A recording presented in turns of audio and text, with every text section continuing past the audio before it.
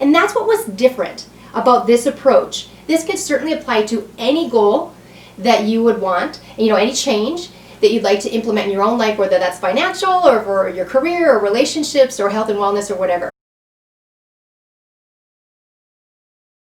If you're brand new to me, I'll take just a quick minute to introduce myself. My name is Berta Lippert, and I'm a National Board Certified Health and Wellness Coach. I was trained and certified by Mayo Clinic, so that's where I did my training.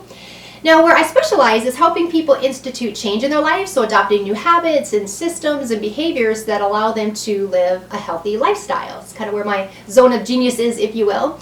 What I want to talk to you about today is kind of a model that we use for behavior change in the coaching that I do. Now, this was something that was originally created back in the early 80s to help businesses and groups and organizations institute change in a way that hadn't been done before. It's called Appreciative Inquiry, and I think some of you may know about this, especially obviously if it's been used in your industry. What I really like about this, and it fits really well into what I do, is because you guys know that I use a strengths-based approach for the coaching and the training and the speaking that I do, and that's what was different about this approach that was being used. So I think that, when we're talking about this today, yes, it was something that originally started out for groups and organizations, but you'll see how it lends itself really well to any of us who want to make a specific change in our lives. And you guys, while I specialize in health and wellness, this could certainly apply to any goal that you would want, any change that you'd like to implement in your own life, whether that's financial or for your career or relationships or health and wellness or whatever. So let's talk a little bit about Appreciative Inquiry. Okay, so Appreciative Inquiry, I just mentioned that it is something that was originally created to help institute change in a group dynamic, in an organization, or in an employment, a place of employment or company, something like that. We're going to talk about it in the individual disciplines that I use it in, positive psychology, wellness coaching, and that. And I want you to think of it on an individual path that you could take to help create motivation and movement for change in your own life and in an area that you would like to, okay? So what it is it surrounds 5 principles, and I'm not going to get into those principles here in this video. However, if you're watching this video from my VIP list that I sent out, you'll see I have some additional resources for you regarding those principles below. But the basic is this, kind of like a pyramid or a hierarchy, if you will, and at the bottom is the first one, the poetic principle, and the idea is this, that if you can achieve the actions that are kind of required for this first layer in that principle, then you move up to the next, and the next, and the next, and the top would be where you achieve these positive emotions and these positive outcomes, okay? And here's the deal with that.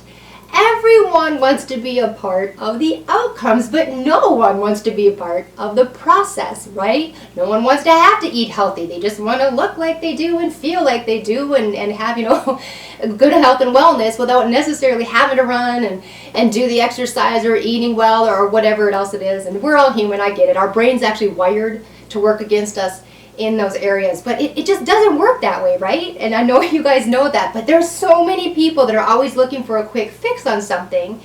And with lasting change, and especially something that is going to be compelling enough to have you take consistent action to achieve it, it's got to be something a little deeper than that. So we're going to dive into that. So with regards to the Appreciative Inquiry, it is a model, and it's called a 5D cycle that you would follow to go through this and institute changes in your life. Now, the first step that you would do in this cycle, it's called define.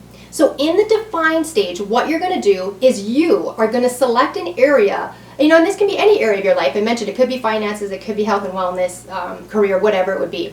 But it's important, you guys, that autonomy, when I'm working with people, it is the utmost importance that these goals and everything come from them. Like I just mentioned, it's got to be something compelling enough and important enough to you and your core values to make you want to take consistent action on it. So in the first phase, really look at that and choose something that is important to you and kind of look at where are you right now.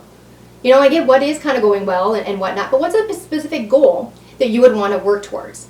The second stage in the cycle is discover. Now in the discover phase, what you're going to do is kind of take a snapshot of what is really working well for you. Where are you at right now in life? And this is all going to focus on positive things. Look at the strengths that you have, and you have them. This is part of a process that I'm not sure people realize why it's important to go through this, because what I want you to do is look at past successes. Look at things you were able to do that you didn't really know how you would do it in the beginning, but you did it. Look through challenging situations that you got through, or degrees maybe, or raising children, or careers, whatever it would be. But I want you to look at, where is your zone of genius? What are the things that you are just naturally good at? And some of those past successes with that. And here's why this is important, and why don't we just kind of skip this and just think it's something, I don't know, kind of a Pollyanna exercise I'd want you to do. And the reason why this is important, you guys, is because when you do this, you actually change the state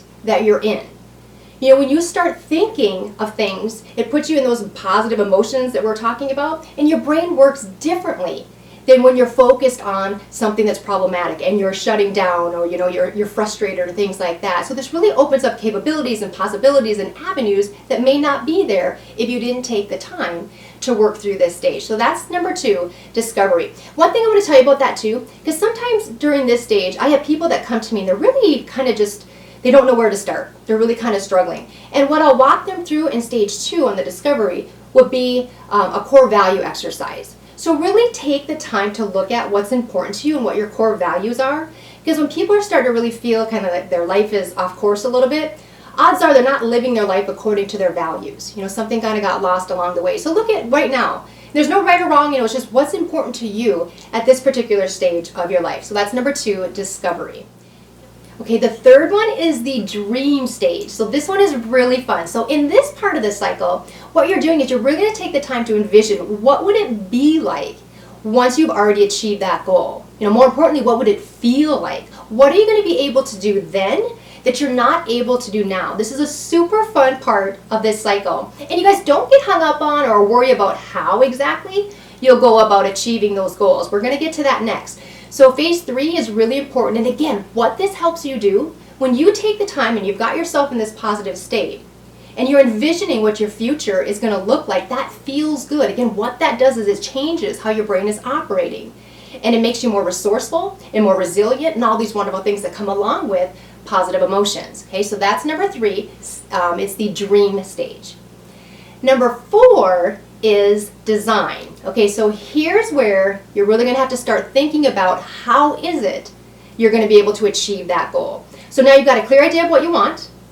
You know that you're plenty capable from stage 2. You've discovered the strengths that you'll need, that you have to be able to get there. You've got the vision. You know what you're working towards from the dream stage. And now with design, you're going to have to figure out, what habits do I have to create? What environment is it that I have to live in to be able to make this real? What are the different behaviors that I'm going to have to adopt, or bad habits you need to break, or whatever else it might be. But specifically kind of look at, and we may not know exactly everything right now, but really get as detailed as possible of what would have to happen for you to be able to achieve that goal and live that life and that dream that you just designed, okay? So in the design phase is where you're going to kind of create a plan. And it's got to be personal, and it's got to be detailed. And you're not have to worry about, don't think that, I got to do everything all at once to get yourself overwhelmed. That's not the point of this process. So this particular point in the design stage is for you to really start thinking of, what do I need to do? Because a lot of people just have an idea, I'd love to lose 10 pounds, and that's as far as they get, right? They never go through any type of envisioning or discovery stages. It's certainly not even getting to the design phase. And you may get something right out of the gate, maybe not. It's not a big deal. But this particular process that we're talking about, this appreciative inquiry, is going to get you in a helpful, positive state to keep moving through the process and be more resilient than ever to be able to achieve that goal. So take some time with that 4th stage in design and to really map out, what would it take. Now, if you don't know, then you need to be resourceful, right? And start asking other people questions and having those conversations to help you create that plan. The last phase of the cycle is destiny. So this one I kind of relate to the experiment phase, for those of you that have worked with me before in the Mayo model that I use. And this is where your actions are going to align with your values and your design and the vision that you had. So here you're going to be committed to taking specific actions that you created in your design phase, and you're just going to give it a go. It doesn't matter if it doesn't unfold exactly how you had hoped the first time, or the second, or the third. It doesn't matter. What matters is how consistent you are and how resilient you are. And with this process, again, you'll be much more resourceful and much more positive, and hopefully those positive emotions are going to start outweighing the negative ones that might have been holding you back. That is the appreciative inquiries. That's kind of the 5D cycle that we use. And as I mentioned, it's kind of a way of life. And it's a fun, positive way. It can kind of put you in a more helpful, positive state for anything in your life that you'd like to achieve. So if you like information like this and you haven't already checked out my website, I have a ton of free resources on there. So bertalippert.com. You can go there, or I'm all over social media, lots of different videos and things like this too. Or if you happen to be ready to make a bigger investment in yourself and there's something really specific you'd like to work on, I have plenty of paid programs too that you can find on my website, or just reach out and send me a direct message or whatever means works for you to communicate. But I just want you to leave this video knowing, you guys, that whatever it is that you'd like to achieve, that it's possible.